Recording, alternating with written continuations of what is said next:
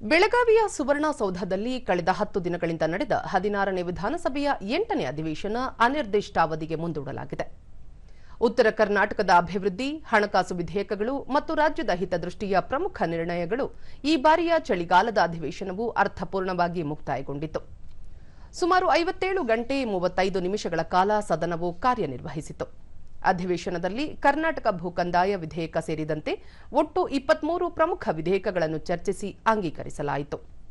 ಈ ಬಾರಿಯ ಅಧಿವೇಶನದಲ್ಲಿ ಉತ್ತರ ಕರ್ನಾಟಕದ ಅಭಿವೃದ್ಧಿ ಕುರಿತು ಸುದೀರ್ಘ ಚರ್ಚೆ, ಸತತ 17 ಗಂಟೆಗಳ ಕಾಲ ನಡೆದ ಚರ್ಚೆಯಲ್ಲಿ 39 ಸದಸ್ಯರು ಭಾಗವಹಿಸಿ ಈ ಭಾಗದ ನೀರಾವರಿ, ಮೂಲಭೂತ ಸೌಕರ್ಯ ಹಾಗೂ ಪ್ರಾದೇಶಿಕ ಅಸಮತೋಲನದ ಬಗ್ಗೆ ದನಿ ಎತ್ತಿದರು.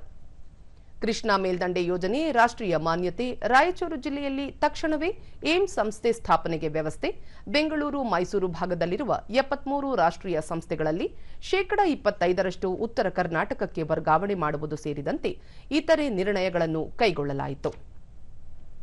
ಸದನದಲ್ಲಿ ಒಟ್ಟು 2109 ಪ್ರಶ್ನೆಗಳನ್ನು ಸ್ವೀಕರಿಸಲಾಗಿದೆ. ಅದರಲ್ಲಿ 135 ಪ್ರಶ್ನೆಗಳಿಗೆ ಮೌಖಿಕವಾಗಿ ಉತ್ತರ ನೀಡಲಾಗಿದೆ.